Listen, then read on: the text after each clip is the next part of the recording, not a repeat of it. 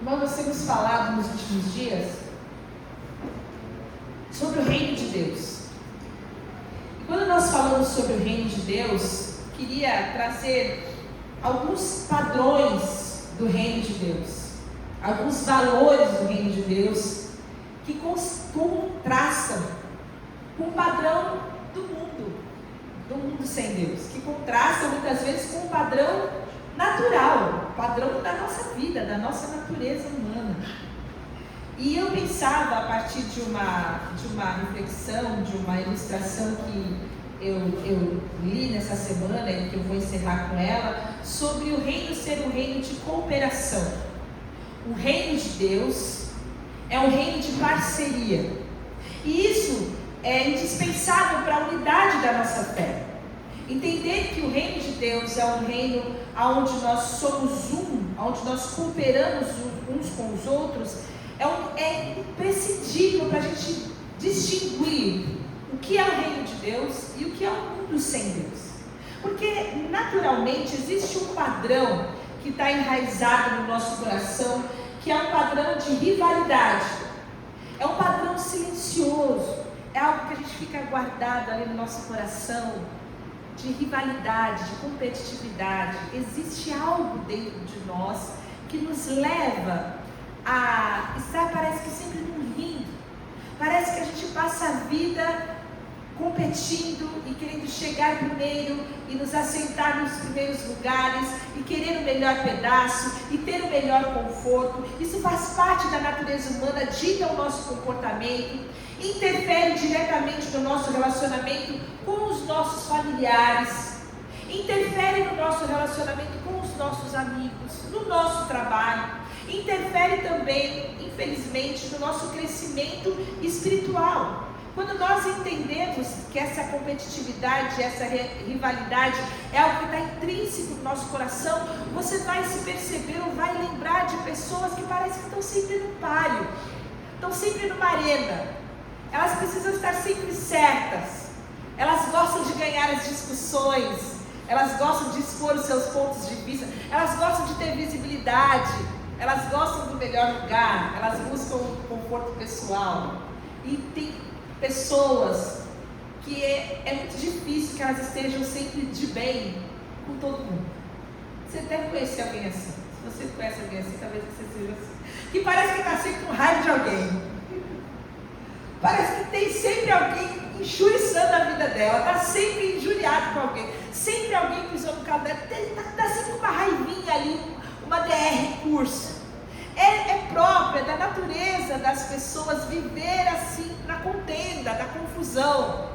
E esse não é o padrão do reino de Deus. Deus não nos chamou como seus filhos para que a gente vivesse assim, apesar de estar no nosso chip. Isso só pode ser confrontado, isso só pode ser curado a partir do poder do Evangelho, a partir da graça de Deus. Mas para que isso possa acontecer, nós precisamos entender como isso interfere no governo de Deus na nossa vida. Como que essa competitividade, essa rivalidade, esse nosso jeitinho de ser, impede que o governo de Deus seja efetivo e se expanda nas nossas vidas. E esse é o meu propósito nessa manhã. Mas talvez você não se perceba alguém assim, que tem essa rivalidade ou essa competitividade. Eu quero fazer algumas perguntas para você. De repente você pode se colocar nessa situação. Como acontece quando alguém elogia uma pessoa por algo que você também faz bem? Como você se sente quando você está perto de alguém que essa pessoa recebe um elogio? Você faz um bolo, ou você está tocando uma música, ou você está cantando uma música, ou você escreveu um artigo, alguma coisa que você sabe que você é muito bom nesse negócio. E aí vem alguém e elogia uma outra pessoa. Como você se sente? Você fica bem? Você fala, pô, eu faço melhor que ela, né? Ou você fica tentando provar de alguma maneira, buscando uma oportunidade para que todo mundo saiba que no final você realmente é muito melhor que essa pessoa. Como você fica quando alguém que não é tão bom quanto você é elogiado na sua frente? Outra pergunta: quando alguém próximo a você conquista algo, o que acontece dentro de você? Tudo bem, você vai ficar feliz, eu sei, essa é a resposta fácil. Não é dessa pergunta, não é essa a resposta que eu estou falando. É a outra. Como você se sente quando alguém faz aquela coisa que você queria tanto e você ainda não conseguiu? Compra aquele carro que você queria, ou compra aquela casa que você queria, ou vai para aquela viagem que você gostaria, ou conquista aquele prêmio, aquela promoção. Como você se sente? Você fica muito feliz? Você se olha e fala, o que eu estou fazendo de errado na minha vida que eu não consigo chegar? Ou você se lamenta e fala, cara, eu nunca vou sair desse lugar. Todo mundo vai, menos eu. Como você se sente? Outra pergunta, como você sabe que tem alguém observando você, está te avaliando? Você se esforça mais? Ou você faz tudo igual você faria caso ninguém estivesse te olhando? Como que é o seu comportamento quando você sabe que tem alguém observando? Você faz o de sempre, você se dedica mais e você precisa provar que você é muito bom. E a última pergunta, quando alguém te supera em algo que você domina, qual é a sua reação? Quando alguém faz mesmo melhor que você fica feliz, parabeniza, você precisa melhorar, quer entender como é que aquilo aconteceu, ou você fica querendo recuperar sua posição? Como que isso acontece? Qual é o padrão que faz parte da sua natureza? A gente desenvolve esses padrões ao longo da nossa vida. A gente desenvolve esses padrões quando a gente olha alguma coisa e fala, eu faria melhor do que isso. Às vezes dentro da nossa casa, com os nossos filhos, com os nossos cônjuges, com os nossos irmãos, com os nossos amigos. A gente vai vivendo uma vida onde a gente precisa ser reconhecido, a gente precisa ser aplaudido, a gente precisa ser acolhido.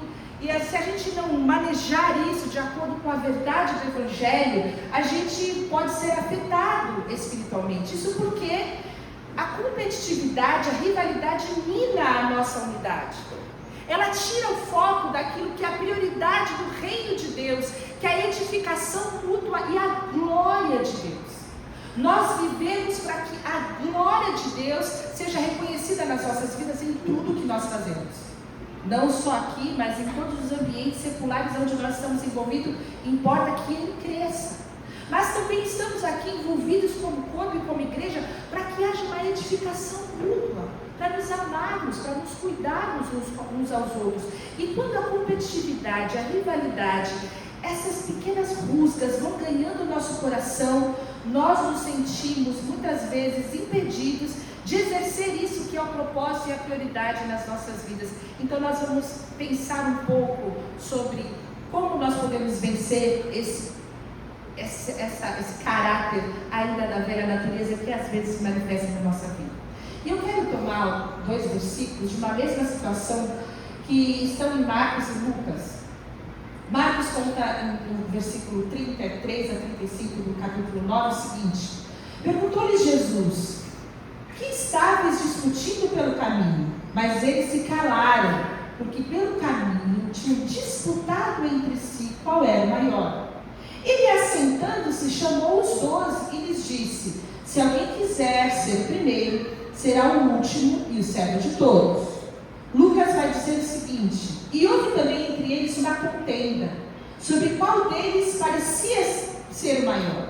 E ele lhes disse: os reis dos gentios dominam entre eles, e os que têm autoridade sobre eles são chamados benfeitores. Mas não sereis vós assim, antes o maior entre vós seja como o menor, e o que governa como quem serve. Com quem Jesus está falando aqui? Com os seus discípulos. Ele está falando com os 12. Em que altura do campeonato que está rolando essa conversa? Alguém sabe me dizer? Em que momento? Será que é assim que eles foram escolhidos? Eles ainda vão ter 3 anos de conversa com Jesus, o coração deles vai ser moldado. Quem sabe me dizer em que momento está tendo essa conversa? Já é na última refeição, já.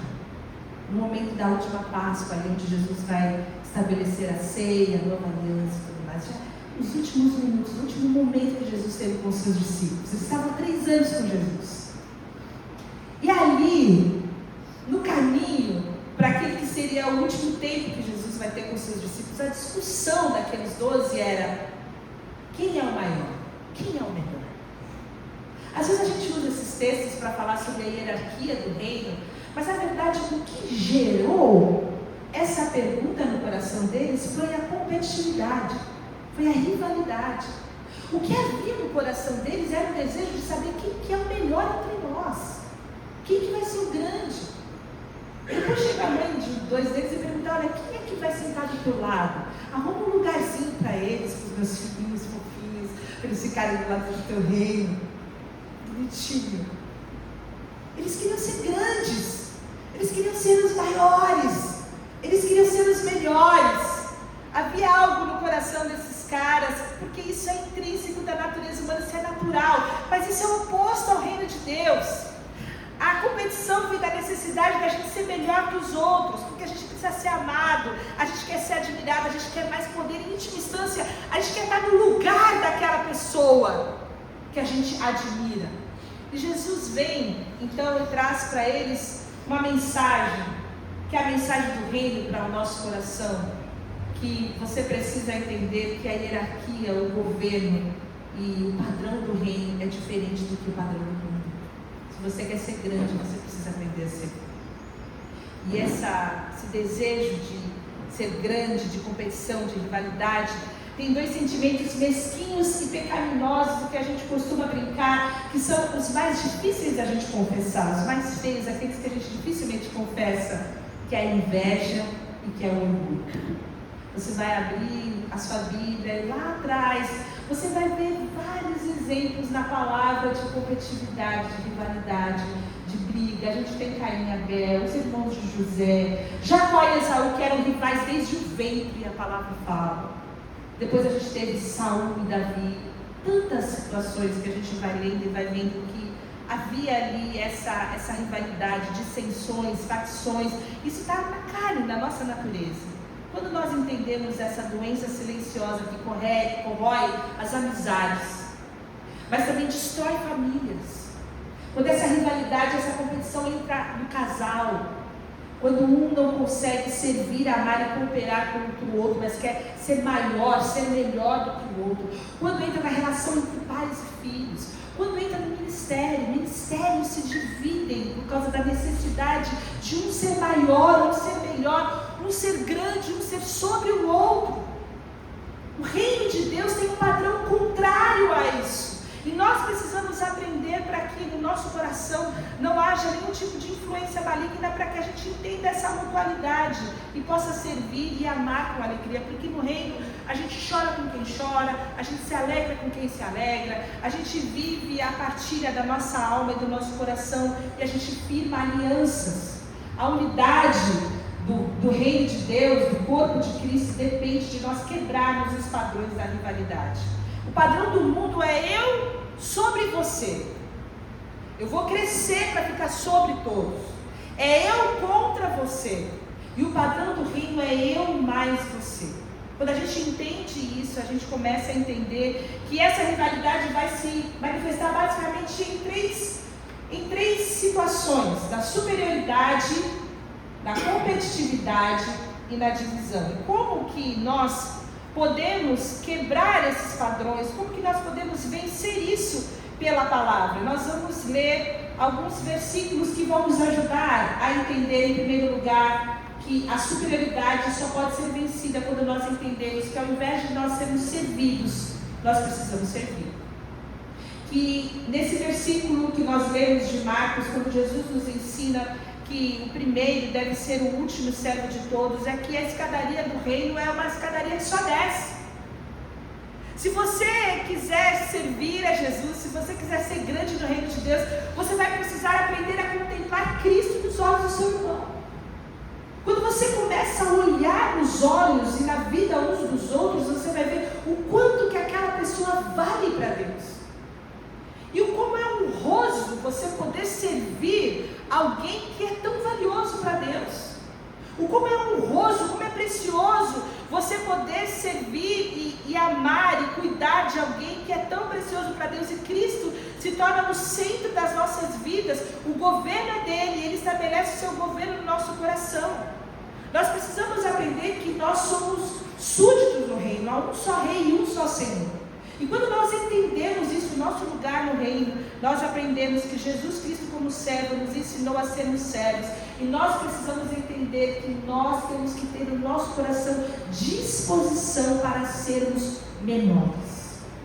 Menores uns que os outros. Entendermos a grandeza uns dos outros. Entendermos e admirarmos de todo o nosso coração as potencialidades uns dos outros.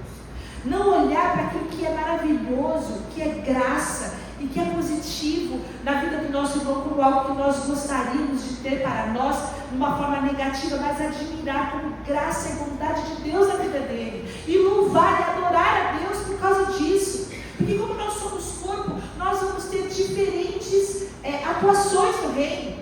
Você vai ter uma habilidade em uma área e o outro irmão vai ter habilidade em uma outra área. Quando você começa a contemplar as habilidades que Deus deu para os nossos irmãos, você começa a ver a grandeza do reino de Deus. Porque ninguém vai ser bom em tudo.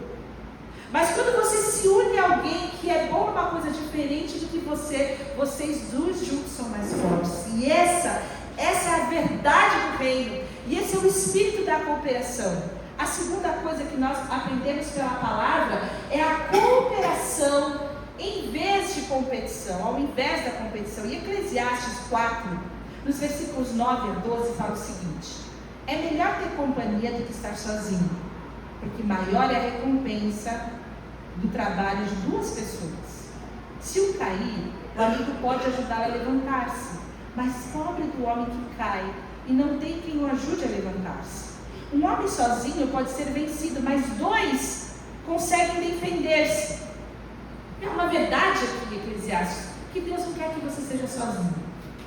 E pode ser que no alto da sua arrogância você esteja pensando o seguinte: é melhor andar sozinho do que mal acompanhado. E veja sua arrogância, você consegue olhar ao seu redor e entender que todos que te cercam são más companhias. É você que é bom. E você é tão bom, mas você é tão bom que você está sozinho. Você consegue entender que isso não é o que Deus deseja para nós?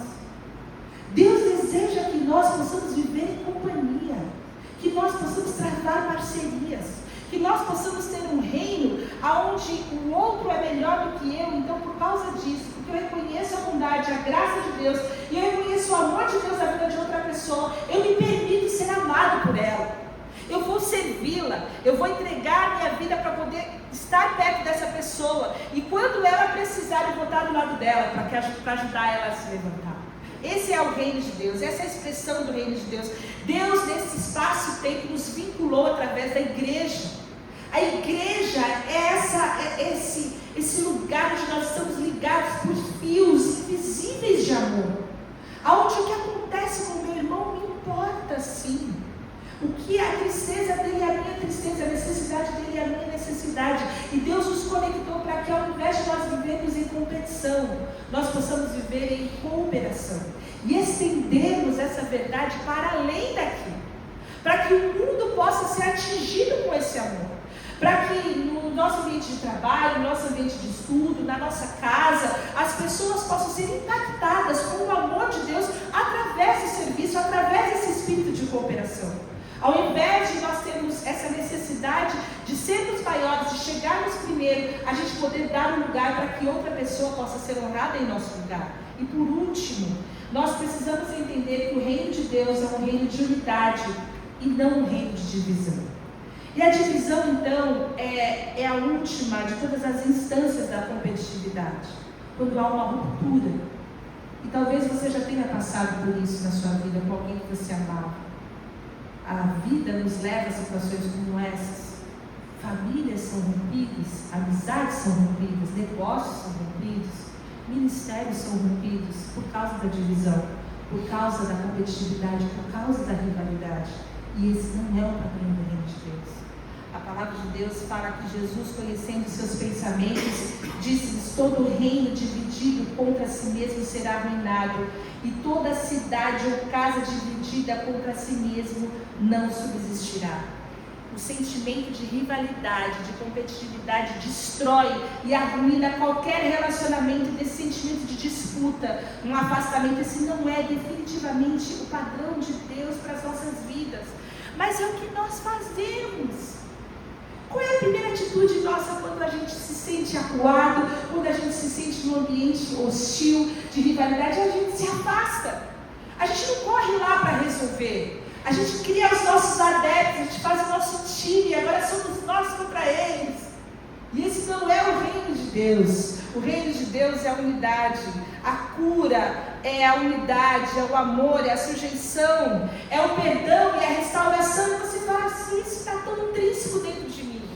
Se eu me vejo nessa situação, se eu percebo esses traços da minha vida, silenciosos, porque muitas vezes a nossa sabedoria ou a nossa inteligência emocional nos leva a silenciar todos esses sentimentos. A gente vai manejando isso socialmente, mas lá dentro a coisa ferve. No nosso interior nós temos que lidar com tudo isso.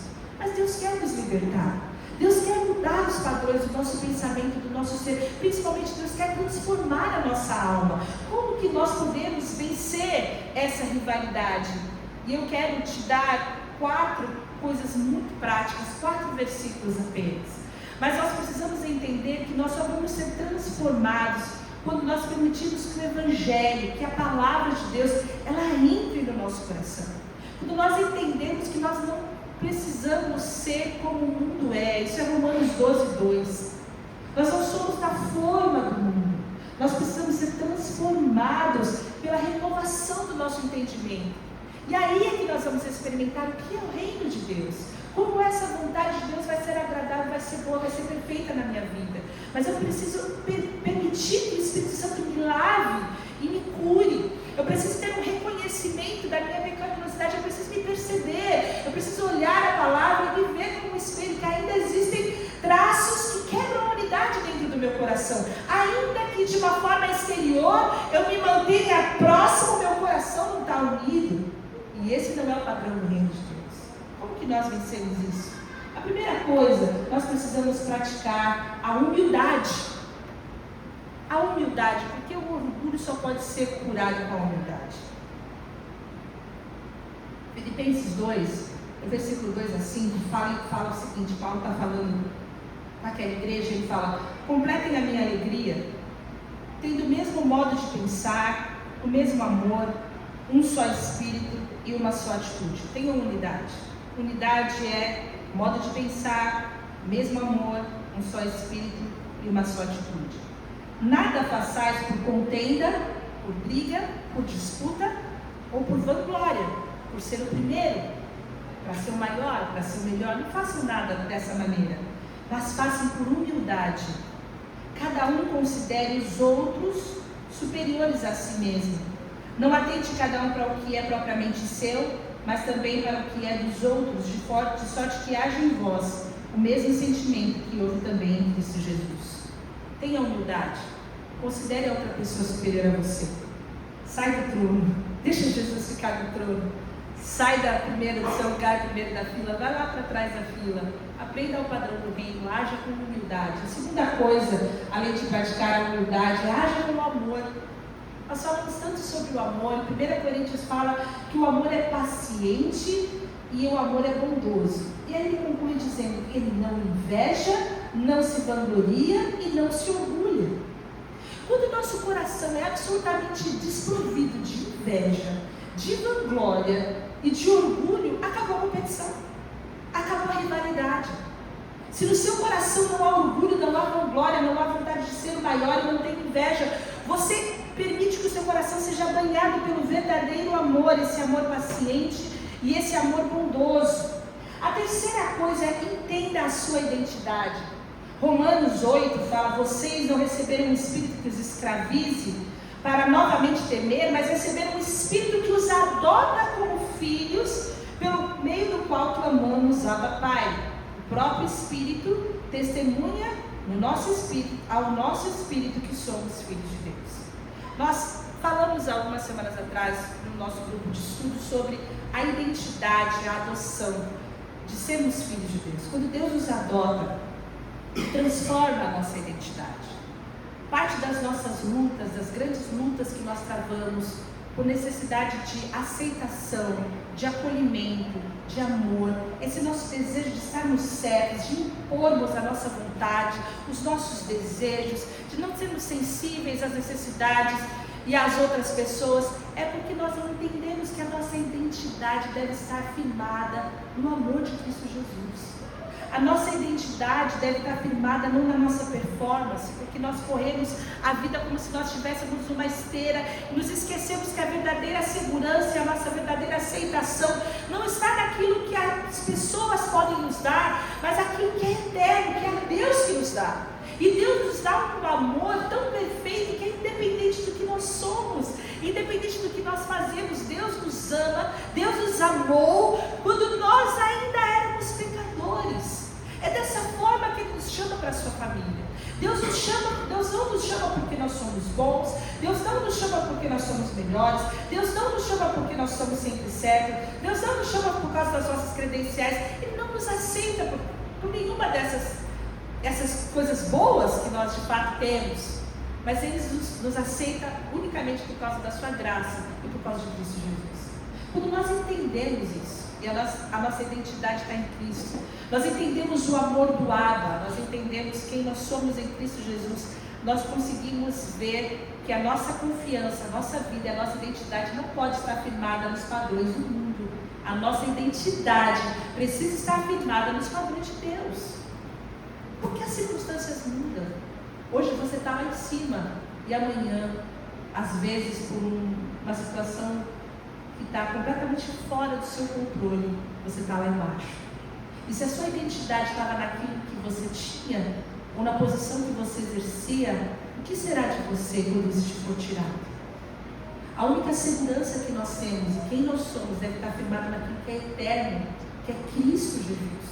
Ele nos deu uma vida de amor e de graça, não só aqui nesse mundo, para nós desfrutarmos enquanto vivemos, mas por toda a eternidade.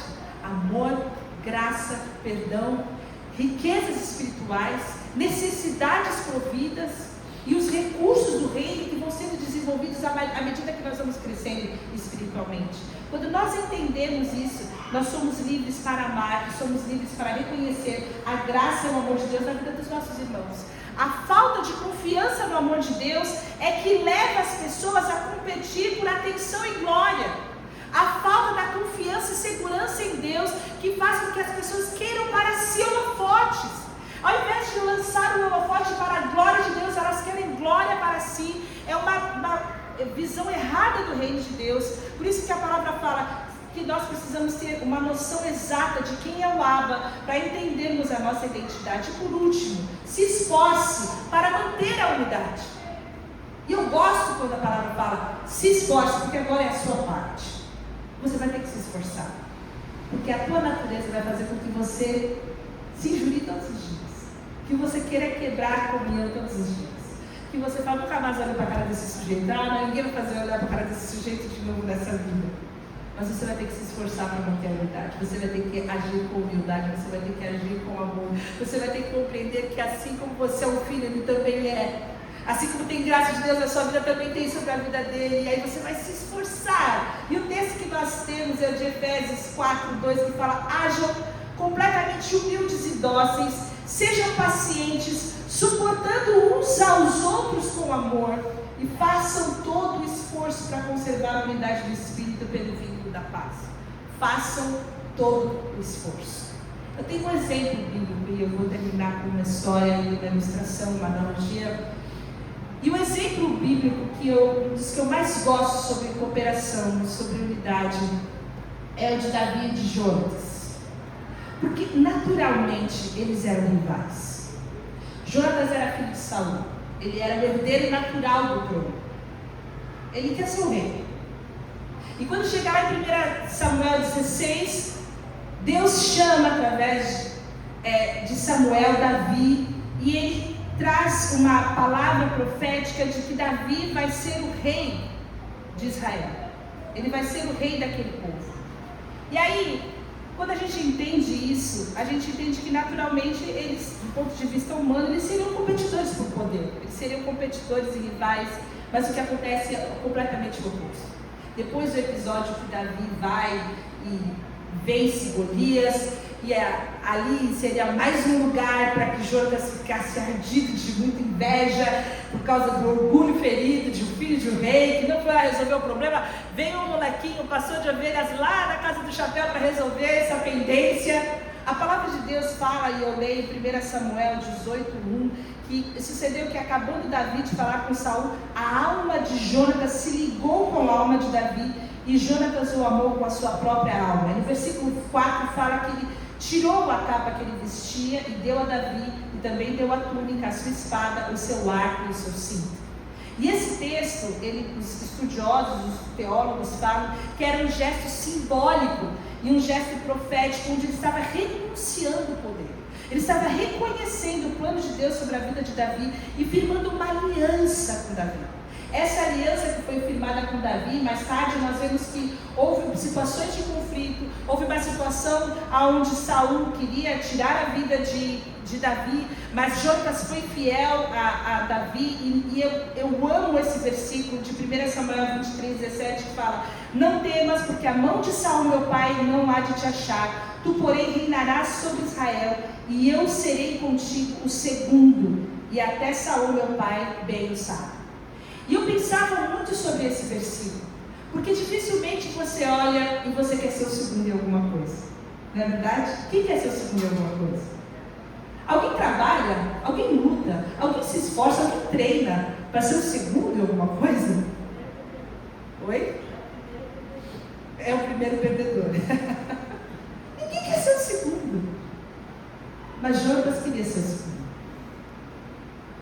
E esse é o espírito, vocês conseguem entender? É você olhar para o teu irmão e falar para ele: eu vou ser o teu segundo, você vai na minha frente, esse lugar é teu, eu vou ser o segundo, eu vou junto com você. Esse é o espírito, essa é a cooperação, essa é a unidade. É quando você abre mão de ser o primeiro, porque você reconhece a graça e a capacitação vinda de Deus na vida do seu irmão. Você fala: você é o cara, eu sou o teu segundo, eu vou estar contigo enquanto você estiver lá no trono aqui do teu lado. Vocês entendem isso? É para isso que a gente foi chamado. Você não vai ouvir nenhum coach falando sobre isso, ele vai falar que você tem que ser o primeiro. Isso aqui a gente rasga tudo que está para aí, porque o reino de Deus é diferente. O reino de Deus, ele te chama para ser o segundo. Você entende isso? É quando você está disposto a ser o segundo, que as alianças são firmadas, que o amor permanece. Quando você reconhece a graça de Deus na vida da outra pessoa, que você está disposto a ir com ela até o final. E é isso que acontece, porque mais tarde Saul morre, Jonatas morre, Davi lamenta profundamente a morte de Davi, ele chora pela morte dos dois, na verdade. E aí passa algum tempo e ele pergunta: olha, será que tem alguém, isso a gente já está em 2 Samuel, que tenha ficado da casa de Saul para que eu use com ele de bondade, por amor a Jonatas? Jonatas tinha ido embora, mas a aliança havia ainda ficado no coração de Davi.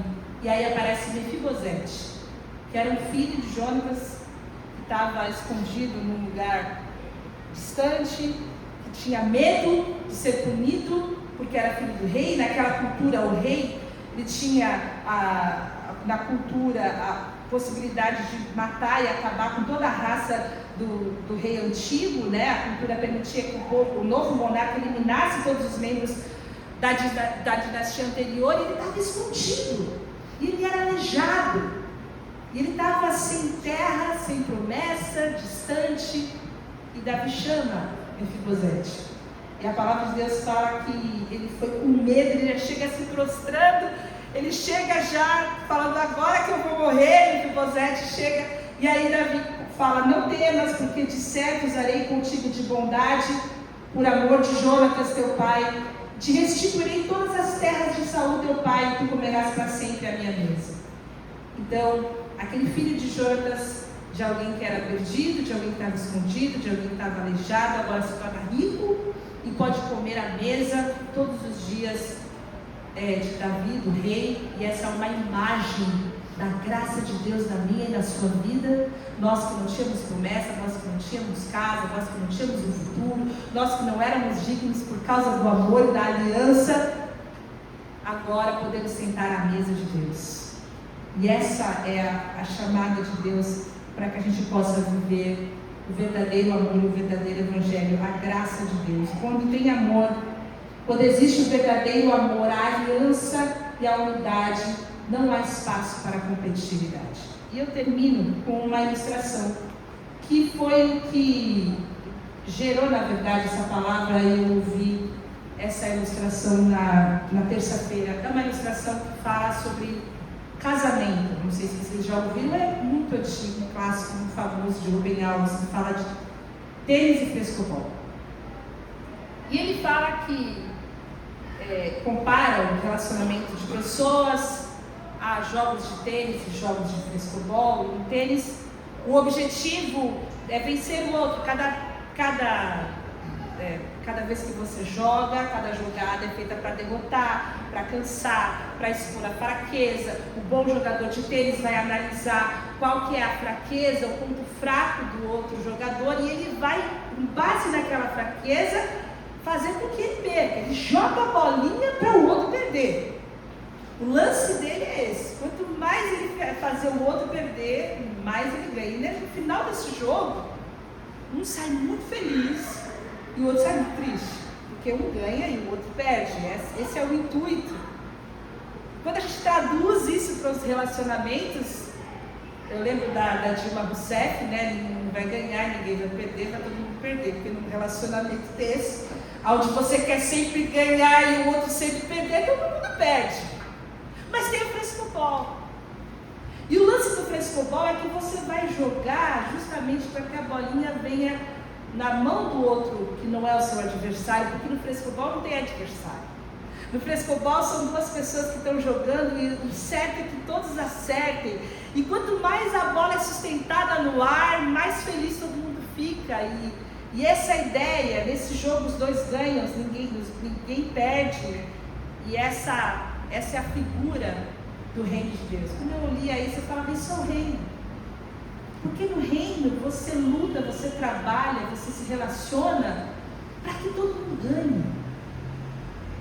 Você joga a bola, você mantém a bola no alto, você quer que o teu irmão fique bem. Você não quer que ele caia, você não quer que ele peque, você não quer que ele desanime. Você não quer expor ele na frente dos outros, você não quer falar mal dele. Você não quer criticar ele, você não quer julgar o teu irmão. Você quer amar o teu irmão, você quer ajudar o teu irmão. Você quer que o teu irmão cresça junto com você. Você sabe que se ele caiu, ou você está ajudando a levantar ele hoje, amanhã você vai cair, quem vai te ajudar é ele. Porque esse é o reino de Deus. O reino de Deus é essa grande partida de frescobol. O apóstolo Paulo fala em 1 Coríntios 12 que o corpo é um só e ele tem muitos membros. Então, se um membro sofre, todos sofrem. Se um membro é honrado, todos se regozijam com ele. E essa é a unidade. Essa é a unidade do corpo de Cristo, que cada irmão vai lançar a bola com cuidado, com o desejo de que o outro consiga devolver. A gente vai se tratar com essa mutualidade, com respeito, com amor, mantendo a comunhão viva. E a gente não vai transformar as nossas convivências em jogos de tênis, onde a gente vai expor a falha, expor a falta, onde a gente vai estar sempre certo, o outro sempre errado, porque todo mundo perde. E o reino de Deus nunca é estabelecido, porque o reino de Deus é cooperação. E quando a gente buscar ter razão, ser reconhecido, vencer discussões, o corpo se fere, o corpo se divide. Mas quando a gente entende esse espírito da cooperação, quando a gente entende o frescobol do reino, a gente entende que a vitória é coletiva, que a gente precisa manter o amor circulando, o perdão circulando, a graça circulando, o acolhimento circulando. E quando entendemos o esforço que a gente tem que manter a cada cortada, para que a unidade seja mantida, cada gesto de perdão, cada café que você vai tomar com seu irmão, cada vez que você vai ouvi-lo, cada vez que você vai ajudar emocionalmente, materialmente, cada vez que você vai encorajar, que você vai servir de alguma maneira. Quando nós entendemos isso, a gente começa a entender o que é o reino de Deus e arrancar as raízes dessa doença silenciosa que é a competitividade que está no nosso coração. Não somos nós contra ninguém. mas somos nós a serviço, nós os segundos, as segundas pessoas que colocam os nossos irmãos sempre em primeiro lugar. Quando a gente entende isso, e a gente sabe que às vezes a gente vai errar, às vezes a bola vai para o chão, a gente tem a disposição para recomeçar e recomeçar o jogo novamente, porque importa que Cristo cresça e a gente diminua. Cada vez que nós servimos uns aos outros, Cristo cresce. Cada vez que a bola é mantida no alto, Cristo cresce. Não é o nosso nome que vai, é o nome de Cristo que vai. Não é a gente que aparece, não tem inveja, não tem orgulho, mas Cristo é exaltado, Cristo é glorificado. A glória de Deus e a edificação mútua, que é o propósito de nós como igreja, o propósito individual de cada um de nós é mantido quando nós entendemos que o reino é um reino de cooperação. Eu espero que o Espírito Santo fale no seu coração. Pode ser que você já tenha vencido tudo isso pelo Evangelho, não haja raízes no seu coração. Pode ser que você sinta isso de uma forma um pouco mais forte em alguma área da sua vida, com pessoas específicas, na sua família, na forma que cria os filhos, na forma que se relaciona com o cônjuge, na forma que você tem se relacionado ou se distanciado dos seus amigos. O Senhor quer trazer cura no nosso coração. Importa que o Senhor cresça no nosso coração, que a gente diminua. A gente precisa entender sobre humildade, a gente precisa entender sobre amor, a gente precisa entender sobre a nossa identidade, a gente precisa se esforçar. A gente precisa se esforçar. O reino de Deus é um reino de cooperação para mantermos a nossa unidade. Vamos orar. Obrigada, Senhor, pela tua palavra. Nos